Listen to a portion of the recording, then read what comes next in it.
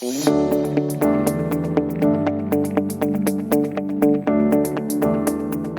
everybody, and thank you again for joining us on the Venue Pro podcast, our series of interviews with leading operators in the venue and event management space.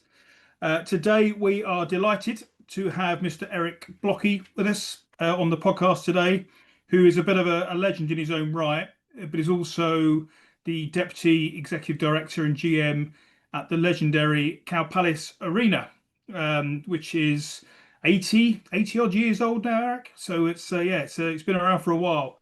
And Eric's going to kind of tell us a bit about the history of the Cow Palace, the legacy, some of the incredible acts that have been on stage at the Cow Palace, and also talk about what he's been doing over the last couple of years at the Cow Palace to kind of turn things around and make it the success that it is today.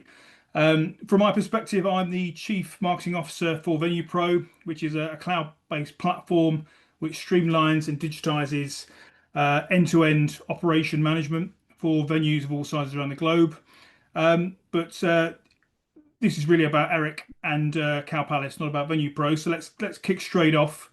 Eric, to kick us off, could you just give us a bit of a background on yourself, your own kind of experience in the live events and venue management space in your career to date? Sure, Gary, thanks a lot for having me on, and I look forward to speaking with you for a little bit here. As you mentioned, my name is Eric Blockie. I've been in the business for quite some time. I was looking back recently, and my first show where I was a volunteer security guard for a concert promoter here on the West Coast, a gentleman named Bill Graham, who produced a lot of iconic places: Fillmore East, Fillmore West, Winterland, produced Live Aid, Amnesty International, and did a bunch of fantastic stuff. So I started out with him, worked my way up the food chain, became an operations manager, security director, ticket taker, concessionaire, did it all. Became a site coordinator for a lot of festivals out here on the West Coast. And then I became a promoter rep where I did all the production and settlement and all the things to put on the shows after the shows were booked by the booker. I was picked up because I got close to a lot of artists here, working with them, whether it was Metallica or Huey Lewis or Jefferson Starship or some other ones. I was picked up by Huey Lewis. I became his tour manager for many years in the early 90s and had a lot of fun with that. I was also a production manager for Carlos Santana, and I did some work with Pearl Jam and Peter Gabriel and some WOMAD tour stuff. So I had the opportunity to start managing venues. I managed a 20,000 seat amphitheater here in San Francisco, California, the Shoreline Amphitheater. We were acquired by SFX Entertainment, which became Live Nation, and all of that is just history now. But ended up developing some venues in Albuquerque, New Mexico, San Antonio, Texas, Kansas City, and some other properties around for Live Nation. Worked for ASM Global on the Techport Center and Arena in San Antonio, Texas. Booked the Alamo Dome, 70,000 people, was very successful there for a while. And then I had an opportunity to come home here to the Bay Area to work at the iconic Cow Palace, which is 84 years old, located in San Francisco. And it's been a hoot. You know, they asked me to come aboard and see how I could help drive some content through the venue with some of the contacts I had over the past 40 years. And I took on the project because I'm from here and the place is near and dear to my heart. It could only go up because when I got there, it was doing about 40,000 people a year. And last year we did 396,000 people. So we're excited about the trajectory. We're excited about what's going on with the 84-year-old Cow Palace with our competition, the Chase Center where the Warriors play 7 miles away, and San Jose Arena, it's about 25 miles away, and the Oakland Coliseum. All major venues in the market, all top 100 venues in the world. And then I just had to figure out how we were going to land, and we figured it out. And now we started to get successful, and the word of mouth has really started to take off here at the old Cow Palace Arena. You know, the Cow Palace started out as a agricultural during the Great Depression. They had to put people to work. So since it was home of the rodeo, the lore goes that it was going to be a palace for the cows. So that's how it got the name Cow Palace. But since then, everybody has played there. The Beatles played there 3 times, started and ended their tour there in '64. Elvis played there. U2's played there about 5, 6 times. AC/DC. Everybody who's anybody has played it. Ozzy played there 4 times. So everybody's played there in the past 84 years, but we seem to have found a niche in this electronic dance music stuff and a lot of private events. And, we do rehearsals for, major rock bands because they can come in and hang out for a week or so. And that's kind of the quick history of the Cow Palace. Yeah, it's amazing. Yeah, I mean, what an incredible place, what an incredible legacy and history it's got.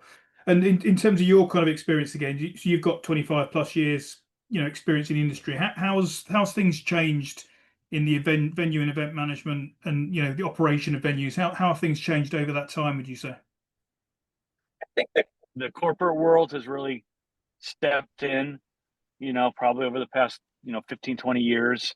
It's become more of a business model, starting out in the early days, everybody was there for more of the experience.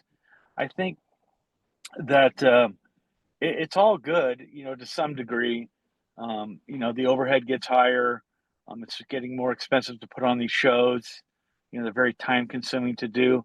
But I think technology is really, over the past 7 to 10 years, has really taken off, and this AI piece is going to even do more. But, there are components now where you can, live stream, broadcast. There's all these different revenue streams with the technology that's here. And the question is, how do you harness that technology for a better fan experience at the venue, but maybe there's an experience outside of the venue where people can attend that you can monetize. But it's really hard to take that live event experience and project it, to another format, whether it's TV, movie theaters, whatever the case may be.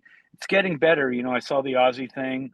I thought it was done fantastic. It sounded great. So, I think that the technology is going to continue to grow. The Sphere in Las Vegas is probably something we're going to see more of.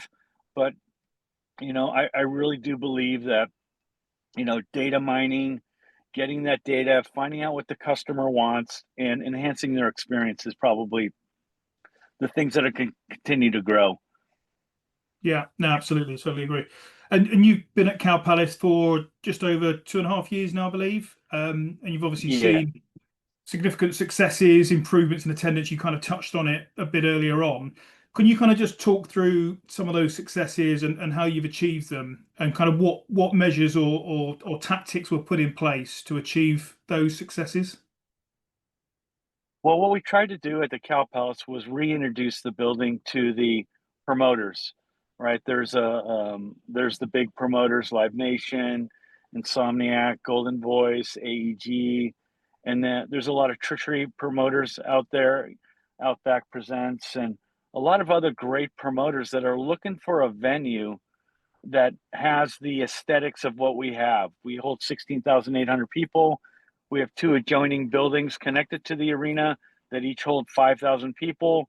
So we have this ability to kind of give people a platform or a blank canvas to put on these wonderful shows, have these other areas to activate in, whether it's food and beverage, whether it's activation for the artist, whether it's activation, for the sponsors. So we offer that blank canvas, and we've had success in it. So what we did was we reached out to all the promoters, and we used, words that they understand, or that I understood when I was working in that world was, we're here to be a true partner with them. So what we did in the beginning, and I had to convince the board and the CEO, this is kind of how it operates.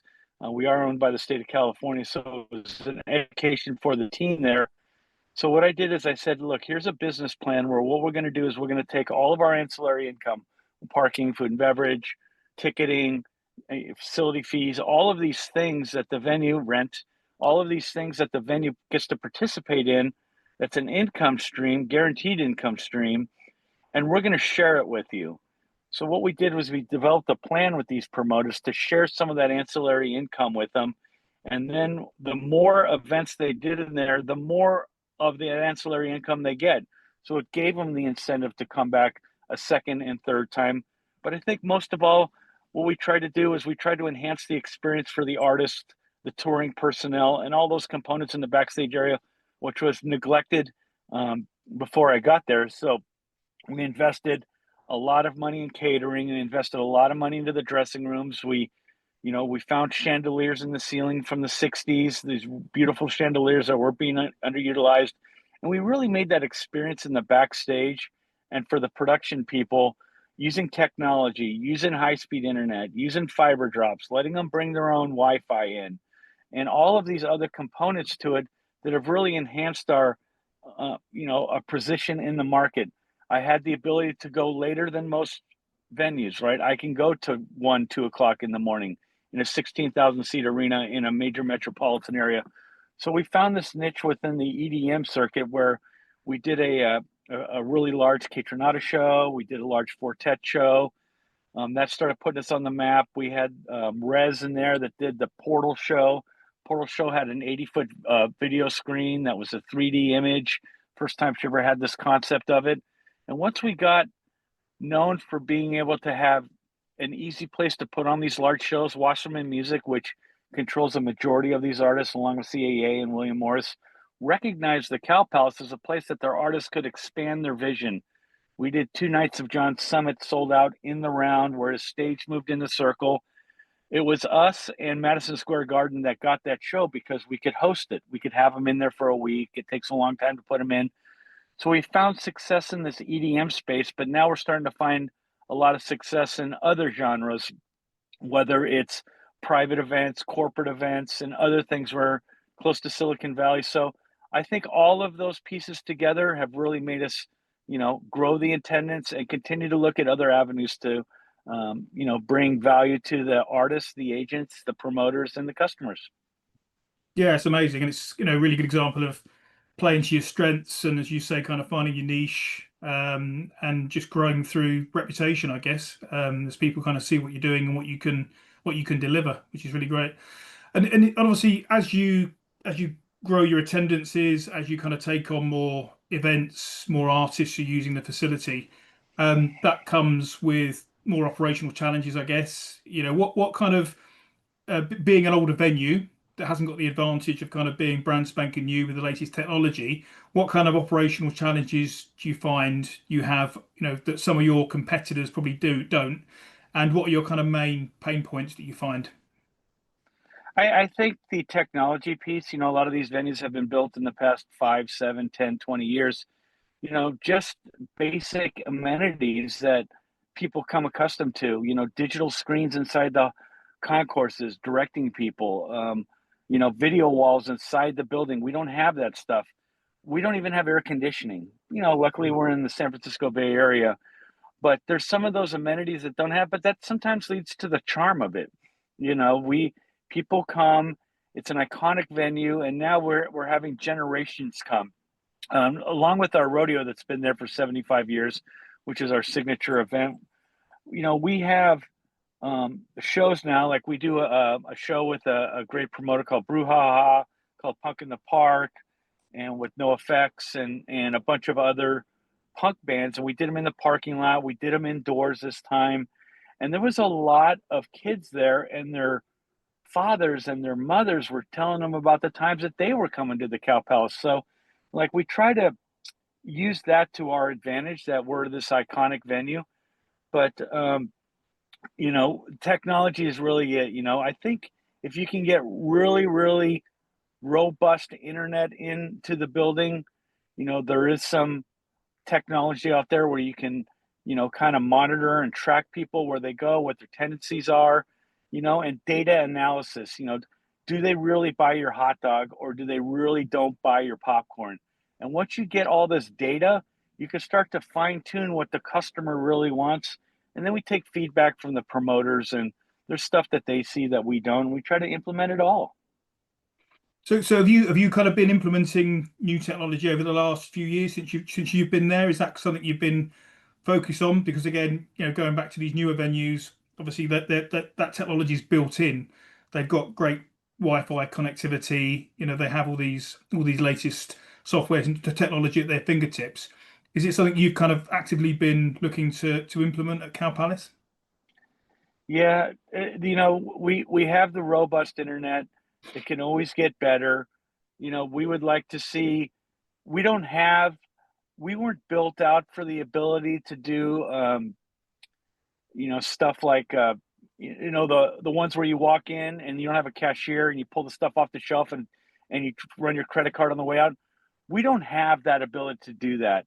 And the infrastructure to do something like that far outweighs the gains. So there's some things we would really like to have, but it just doesn't pencil out. So what we try to do is focus in on what we can provide: robust internet. We try to engage. We have a social media team that walks around the venue during the show and does real live, you know, input from the fans and from our team up to the internet so people can see what a great time it is, whether it's posting pictures. People seem at these EDM shows now to embrace the Cow Palace because they all come in cow outfits now. So if you come in a cow outfit and you're dressed up like a cow, we really try to highlight that, and we feel like it's fun. And maybe some of these newer venues don't have it, but our advantage goes back to how the place was originally built. We have no suites. We have no second and third level. So when the artists and the agents come in, they go, everybody in this venue from the top corners onto the floor all feel like they're part of the event, and there's not that separation.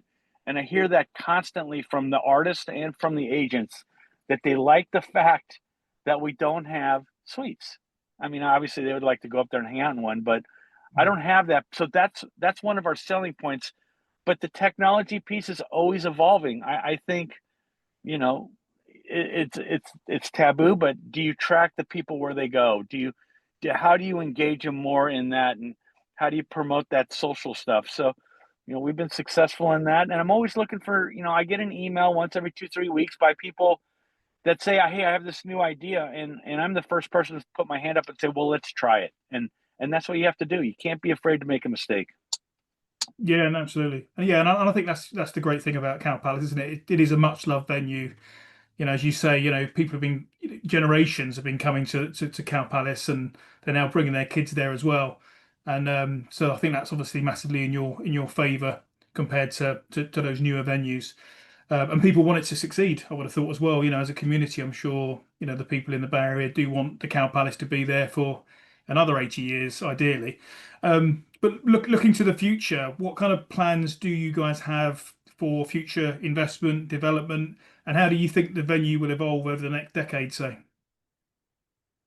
Well, the one thing I have to talk to people about, especially in the San Francisco Bay Area, is the Cow Palace isn't going anywhere. We recently received some Measure K funding from the county of San Mateo.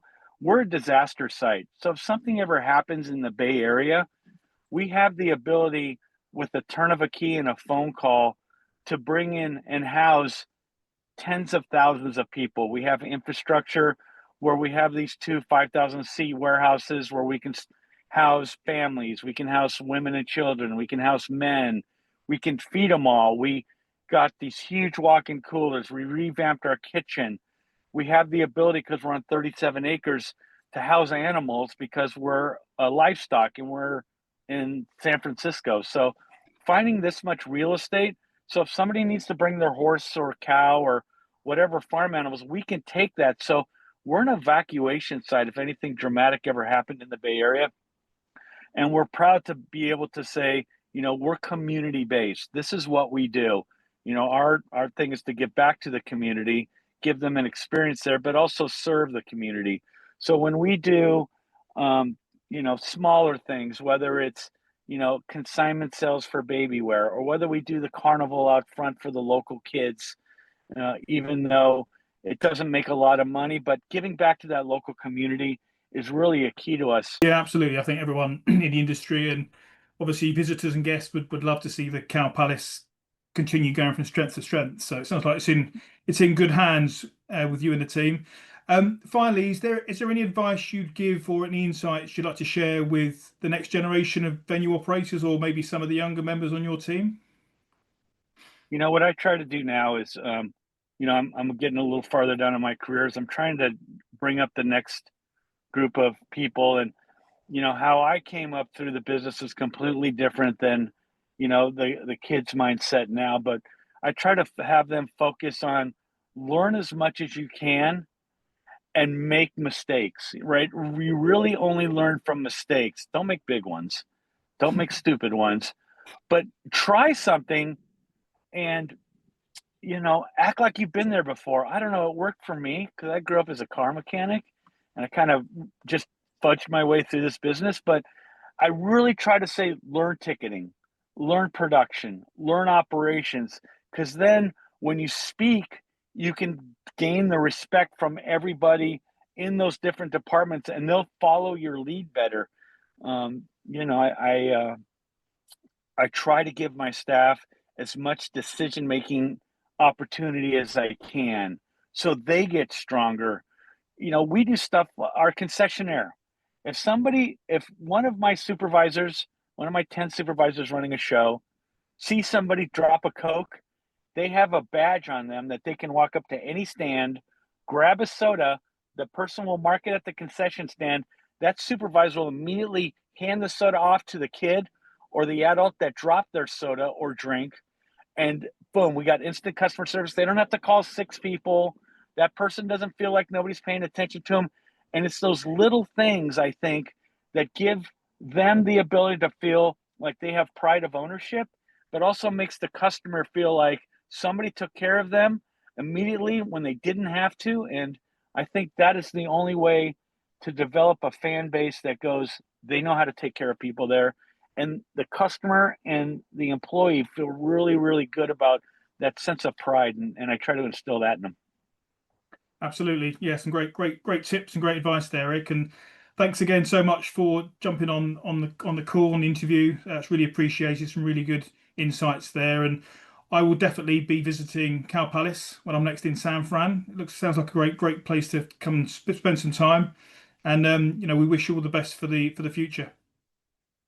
Yeah, I just want to say that first of all, Gary, I appreciate having the opportunity to talk to you and your audience. We live in a blessed business, so I'm fortunate every day to wake up and be able to do what I do. I can be reached at the Cow Palace, eblockie at cowpalace.com. If anybody has any great technology out there that they want to test drive, I'm your test driving place. So, Gary, thank you for letting me be part of your platform, and most of all, I look forward to seeing you in the near future. Thanks, Eric, for your time just now. That was a really great, insightful 15 or 20 minutes or so. Hope you found it useful as well to the viewers. Please do subscribe, like, share, or whatever else you want to do with this video. That'd be appreciated. And do check out venuepro.co as well if you want to find out more about what VenuePro does and how we operate and how we help venues streamline and digitize their operations. Thanks again, and we'll see you again soon.